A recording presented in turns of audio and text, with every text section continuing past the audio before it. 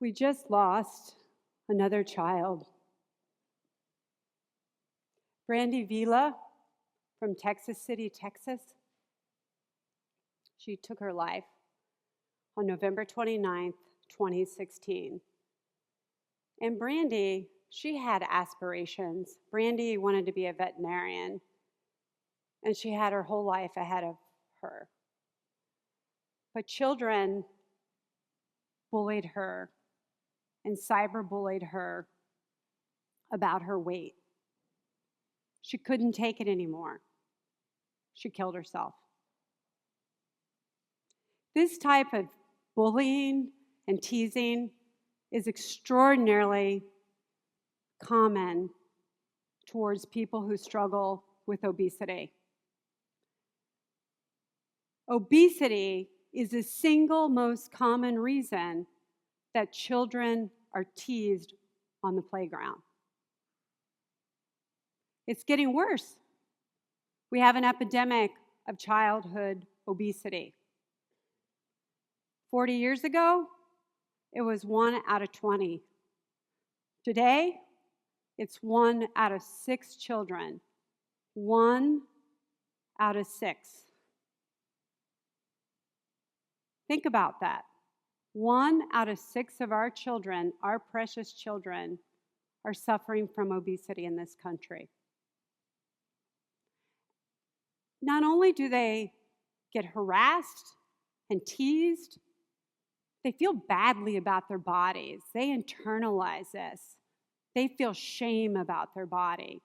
They go on to get depression, they get eating disorders, and also they end up wanting to take their lives sometimes, and some of them do.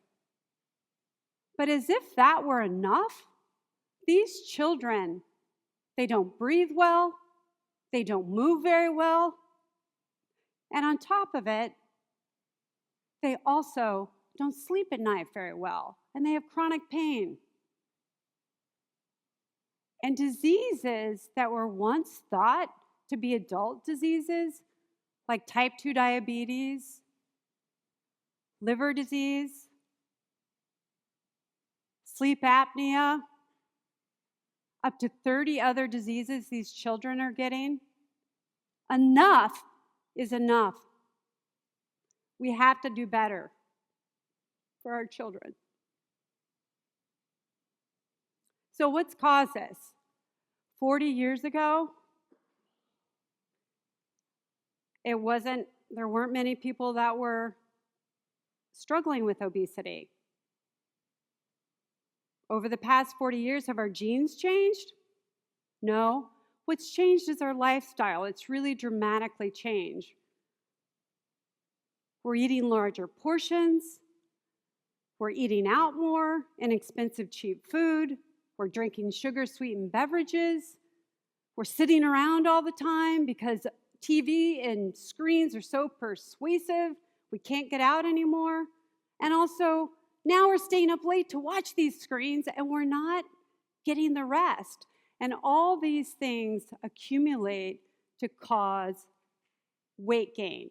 And for individuals who are vulnerable, it's worse. Obesity runs in families. It's 60 to 80% heritable. It's more heritable than other complex diseases like breast cancer, heart disease, and depression.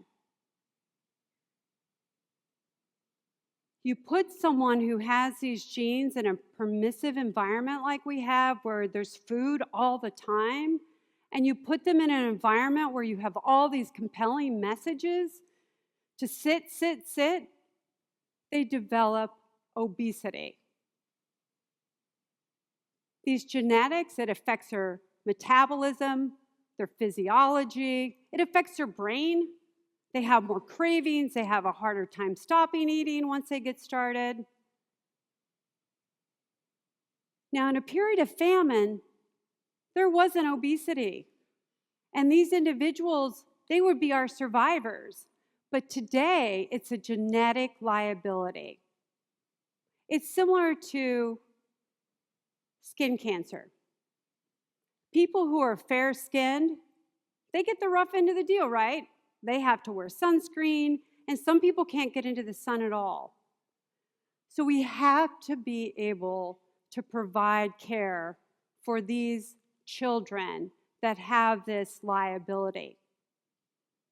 Just this past week, Santa Claus told a boy, when he got down, boy was having a happy day in North Carolina. Santa said, better eat less French fries, better eat less hamburgers.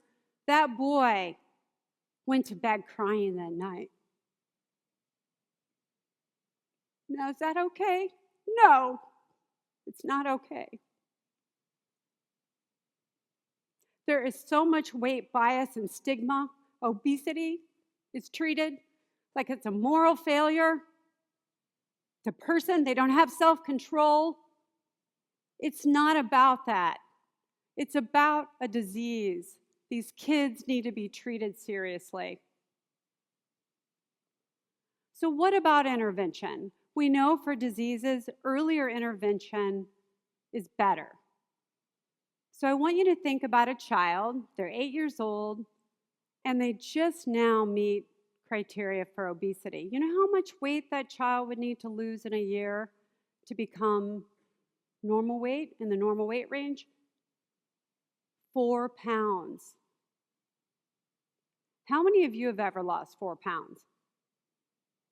It's quite a few. It's doable, achievable. Now, let's think about that child. They already have the vulnerability. They're showing excess weight gain. They have that genetic liability. So now let's fast forward, and that child is now 18 years old, 10 years later. You know how much weight they need to lose?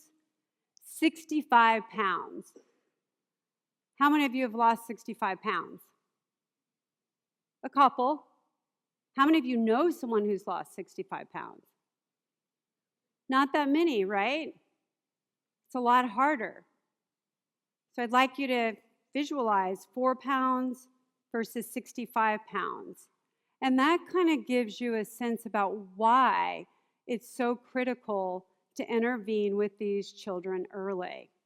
And the good news is we have treatments that work. We've been evaluating these for 20 and 30 years. We know how to help kids take weight off. We know how to help them develop eating and activity habits. We know how to make them happier and have better body esteem.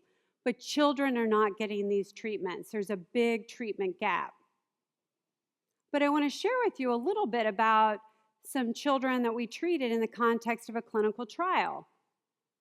There was a girl, her name is Nora, and she too, like Brandy, she was being bullied at school. She was told she was the biggest girl in her class, and that's unacceptable, right?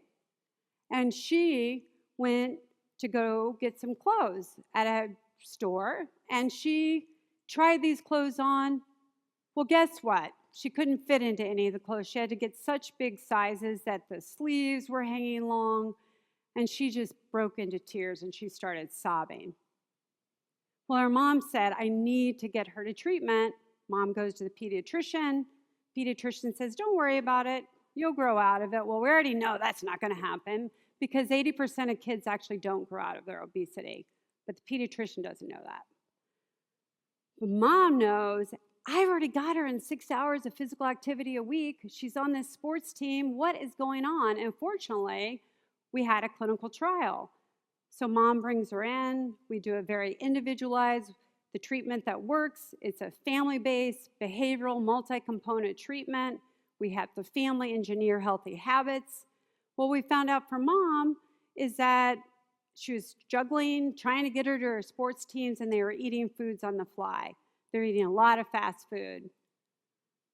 Well, unbeknownst to mom, a typical meal, fast food meal, is about 1,000 calories. Well, you know how long it takes a child to work off 1,000 calories? If they're 8 years old, you think it's 1 hour? 2 hours? 3 hours? It takes 3 hours of physical activity for a child to burn off 1,000 calories.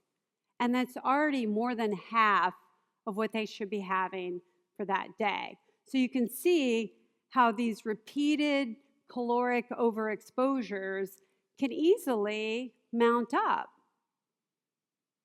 So we worked with Mom, we worked with Nora, we planned some healthy meals, healthy snacks. We found places that they could go that would be better in terms of healthier food options. And also, we built a culture of health in our home. We don't single out these kids. We don't bully them. We teach that teasing is off limits. That doesn't motivate people. What it does, it makes people have body image problems. And what it does is it makes kids not want to get activity. So we taught Nora's mom about praising all those healthy choices that Nora was doing.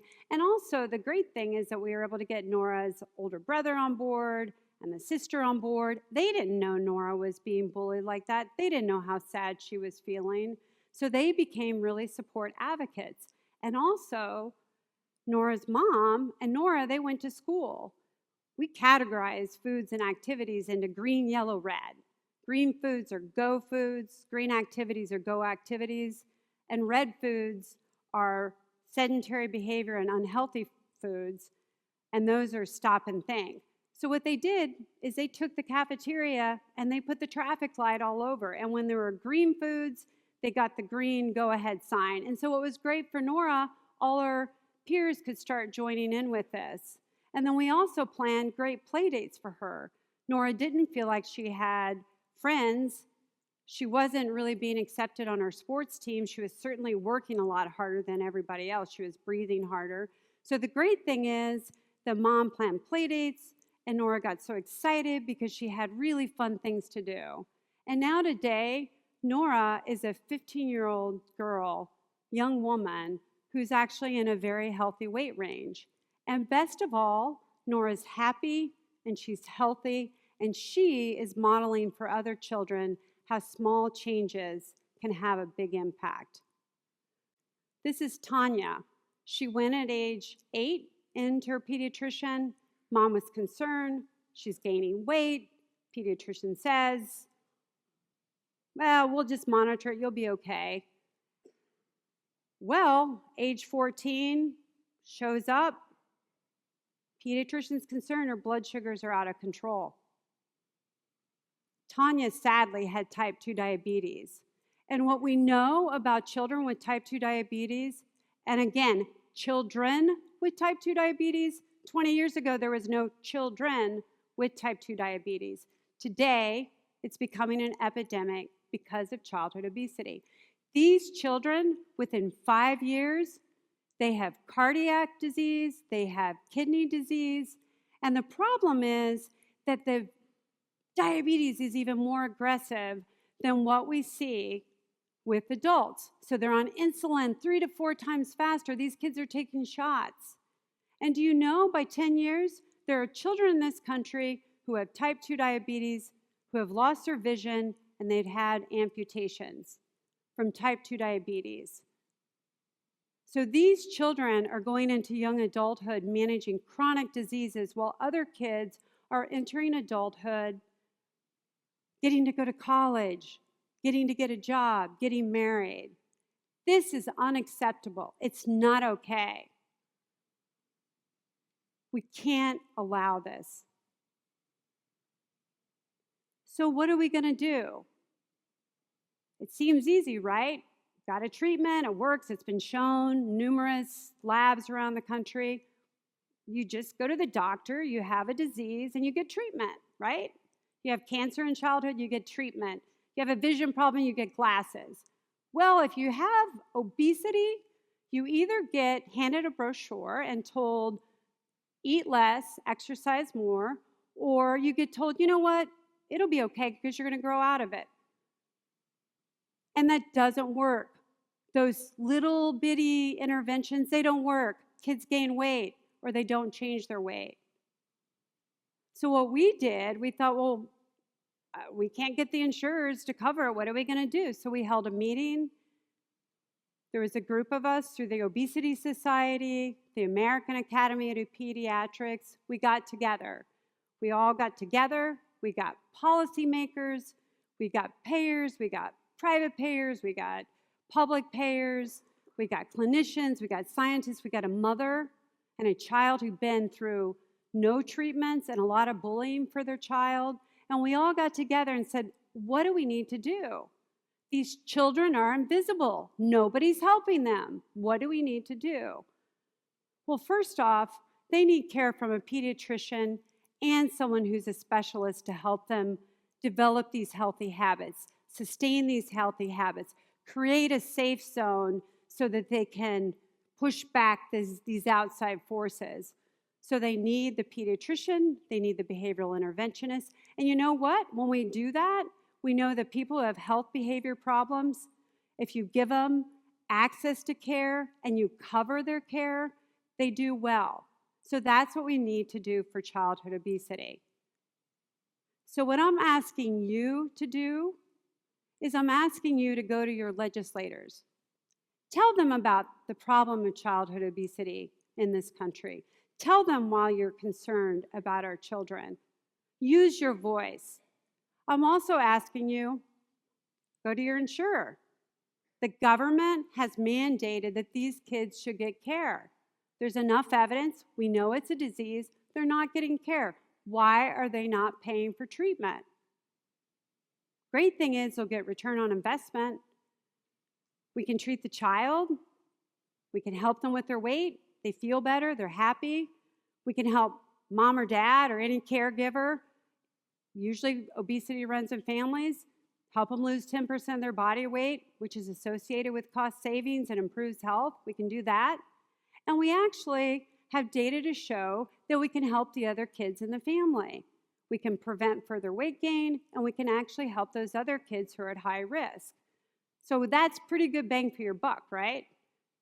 And the other thing we can do is we can likely bend the cost curve. We don't have those data yet, but what we do know is childhood obesity annually costs $14 billion. And this isn't $14 billion for treatment. This is to pay for the associated medical costs. And you know what it costs for adult obesity? $200 billion. Again, not for treatment, but for the associated medical consequences.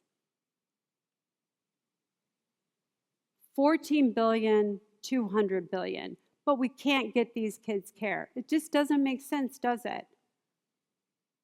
Because obesity is stigmatized, people do not advocate for them. People do not understand. It seems simple. By treating childhood obesity seriously, we are certain to avert medical costs. We will help our children, and we will save our future generations. Thank you.